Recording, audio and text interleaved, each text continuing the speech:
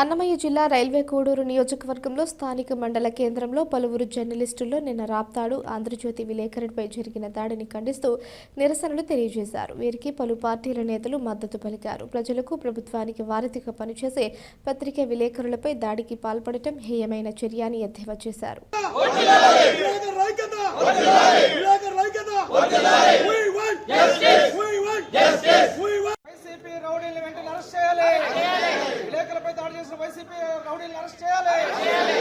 Railway కోడూరులో విలేకరులు, వామపక్షాలు, Janasena, TDP తదితర పార్టీలు ఐక్యంగా సంయుక్తంగా నిరసన కార్యక్రమాన్ని నిర్వహించాము. ఇది హేయమైన చర్యగా జర్నలిస్టు సంఘాలు భావిస్తున్నాయి, ఖండిస్తున్నాయి తీవ్రంగా. తర్వాత రాష్ట్రంలో చాలా దాడులు జరిగాయి ఈ 4.5 సంవత్సరాలు జర్నలిస్టులపై. దేశంలో కూడా జరిగాయి. కానీ సుప్రీంకోర్టు జర్నలిస్టుల దాడి చేయడం, అంటే అమానుషంగా మాట్లాడటం, అసభ్యకరంగా మాట్లాడటం ఇటువంటివి జరిగితే కొన్ని శిక్షలు అమలు చేసింది. కానీ అది తీర్పుకే ఇదైనాయి, కానీ అమలుకు నోచుకోలేదని జర్నలిస్టు సంఘాలు ఆందోళన వ్యక్తం చేస్తున్నాయి. కాబట్టి జర్నలిస్టులకు పూర్తి రక్షణ ప్రభుత్వం కల్పించాలని, అలాగే దాడులు ఆపాలని, ఇలాంటి సంఘటనలు పునరావృతం కాకుండా ఉండాలని కోరుకుంటున్నాం. జర్నలిస్టు సంఘాలు జర్నలిస్టుల ఐక్యత, జర్నలిస్టుల ఐక్యత, జర్నలిస్టుల ఐక్యత. స్టాప్ రిపోర్టరు కవర్ చేయడానికి పోతే పథకం ప్రకారం ఏబీని ఎవరు అని చెప్పని పరిస్థితిని విచక్షణరహితంగా దాడి చేసి చంపేదానికి ప్రయత్నం చేశారు. సాక్షాత్ ముఖ్యమంత్రి సభలో జరిగింది. దీనికి ముఖ్యమంత్రి క్షమాపణ చెప్పాలి. అదేవిధంగా అటువంటి దాడి చేసిన క్లిప్పుల ఆధారంగా వాళ్ళపైన క్రిమినల్ కేసులు పెట్టి అరెస్ట్ చేయాలని చెప్పని ఈ ప్రభుత్వాన్ని మేము హెచ్చరిక చేస్తూ ఉన్నాం. అదేవిధంగా ఈ మధ్యలో రైల్వే కోడూరు ప్రాంతంలో కూడా ఎమ్మెల్యే శాసనసభ్యుల కొరమట్ల నాయకత్వంలో అంగన్వాడీలు ధర్నా చేస్తామంటే శాంతియుతంగా వాళ్ళ రౌడీలు వచ్చి శాంతియుతంగా శిబిరాన్ని కూల్చేశారు. అదేవిధంగా సిఐటి జెండాలను పెరికేస్తూ ఉన్నారు. అదేవిధంగా టీవీపై కవర్ చేయడానికి కోడూరులో వస్తే ఆసరా ప్రోగ్రాన్ని ఎందుకు మీరు వాళ్ళ కెమెరాలు పెరుక్కొని అక్కడ విలేకరులపై దౌర్జన్యాలు పాల్పడారని ఈ సందర్భంగా అడుగుతున్నాం.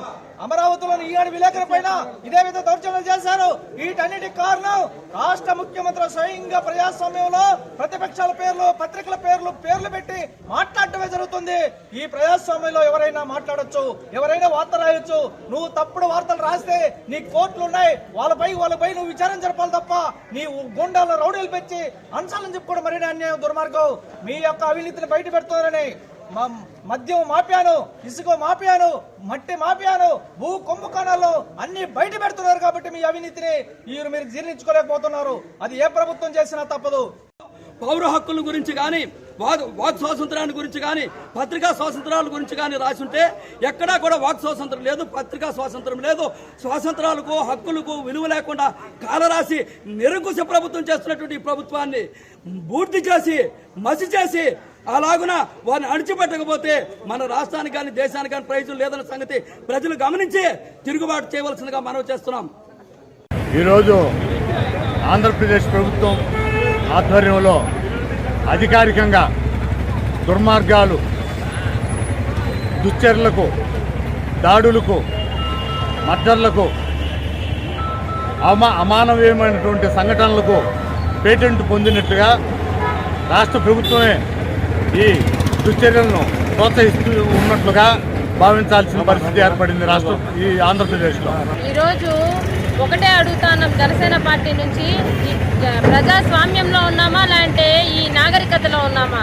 ఎందుకంటే ఈ దోపిడీ రాజ్యం, దొంగల రాజ్యం, దోపిడీ ఈ వైఎస్ జగన్మోహన్ రెడ్డి ఏ పొత్తైతే రాజకీయంలోకి వచ్చి ఏ పొత్తైతే అధికారం కట్టబెట్టారో ప్రజల్ని ఏదో చేస్తారని అధికారం ఇచ్చారు. కానీ ఆయనకిచ్చి దొంగ పిచ్చోడి చేతికి రాయి ఇస్తే ఏ విధంగా ఉందో ఆ విధంగా ఉంది. ఈరోజు విలేకరులు ఎంతో ముందుగా ప్రాధాన్యత ఉంటుంది. ఏ పార్టీకి కానీ ఏ ఒక విషయం జరిగినా విలేకరులు చాలా ఇదిగా ఆ విషయాన్ని ముందస్తుగా అందరికీ తెలియజేస్తారు విలేకరులు. అలాంటి విలేకరుల్ని, ఆంధ్రజ్యోతి విలేకరుల్ని చాలా ఇదిగా ఆయన మీద దాడి చేయించడం చాలా తప్పు. దీన్ని జనసేన పార్టీ నుంచి తీవ్రంగా ఖండిస్తున్నాము. ఎందుకంటే మీ జగన్మోహన్ రెడ్డి గారు ఒకటి గుర్తుపెట్టుకోండి, మీ అధికారము ఖచ్చితంగా 2024లో ప్రజలు మిమ్మల్ని మీకు బుద్ధి చెప్పి గద్దె దింపే రోజులు త్వరలోనే ఉండాలి అని తెలియజేసుకుంటూ జై జనసేన, జై పవన్ కళ్యాణ్ గారు. ఈ ఆంధ్రప్రదేశ్లో దౌర్భాగ్యం రాజారెడ్డి గారి రాజ్యాంగం అమలవుతుంది అన్న దాంట్లో ఎటువంటి సందేహం లేదు. ఎందుకంటే కరోనా సమయంలో ఒక మాస్క్ అడిగిన దానికి డాక్టర్ సుధాకర్ గారిని ఏ విధమైనటువంటి చిత్రహింసలకు గురి చేసి ఈ ప్రభుత్వం పైశాచిక ఆనందం పొందిందో ఈ యావత్ ఆంధ్ర రాష్ట్రానికి మొత్తానికి తెలుసు. దానితో మొదలైనటువంటి అరాచకం, దాష్టికం ఈ ప్రభుత్వం చేసేటటువంటి అన్ని వ్యవస్థలపైన ద్రాష్టికం ఏ విధంగా తారాస్థాయికి చేరిందంటే వాళ్ళ ఉన్నటువంటి మానసిక రోగుల కన్నా ఇంకా దౌర్భాగ్యంగా ప్రవర్తిస్తున్నటువంటి పరిస్థితి. గత 2 నెలలుగా రైల్వే కోడూరు మండలంలో ఉన్నటువంటి పత్రికా విలేకరుల సోదరులపైనటువంటి జరిగే దాడులైతేనేమి, నిన్నటికి నిన్న రాప్తాడులో ఆంధ్రజ్యోతి విలేకరు మీద జరిగినటువంటి దుశ్చర్య అయితేనేమి, సాక్షాత్తు ఈ రాష్ట్ర ముఖ్యమంత్రి కనుసన్నల్లోనే ఈ జరుగుతున్నటువంటి దాష్టికాలు చూస్తూ ఉంటే రాబోయే రోజుల్లో ఇదే ప్రభుత్వం కొనసాగితే ఏ విధమైనటువంటి రావణ కాష్టంగా ఈ రాష్ట్రం రగిలేటటువంటి పరిస్థితి లేకపోలేదు. తస్మాత్ జాగ్రత్త ప్రజల్లారా. ఆంధ్రప్రదేశ్ 5 కోట్ల ఆంధ్రులకు ఇదే హెచ్చరిక, విజ్ఞప్తి. ఈ రాష్ట్ర ప్రభుత్వాన్ని సాగనంపకపోతే రాబోయేటటువంటి రోజుల్లో పక్క రాష్ట్రాలకు వలసెల్లి దేహి అని అడుక్కునే పరిస్థితి ప్రతి ఒక్క వ్యవస్థలో ఉన్నటువంటి సామాన్య ప్రజల కాడి నుంచి ఈరోజు ఫోర్త్ ఎస్టేట్గా పిలువబడేటటువంటి జర్నలిస్టుకే దిక్కులేదు. అన్యాయం జరిగితే కనీసం ఒక అధికారి కానీ ఒక ఆఫీసర్ కానీ వచ్చి అయ్యో అనేటటువంటి కనికరం లేదు ఈ రాష్ట్రంలో. అటువంటి పరిస్థితుల్లో సామాన్య ప్రజానికానికి ఎక్కడుంది రక్షణ? దయ ఉంచి ఈ ప్రభుత్వాన్ని మేము ఒక్కటే డిమాండ్ చేస్తూ ఉన్నాం. ఇప్పటికైనా ఈ దాష్టికాలు, దారుణాలు మీకు అత్యంత మెజారిటీ ఇచ్చి మీరు ఏదో మ్యాజిక్ చేస్తారనేటటువంటి భ్రమలో ఈ ప్రజలు నిన్ను ఎన్నుకున్నంత వరకు 4.5 సంవత్సరం అయిపోయింది.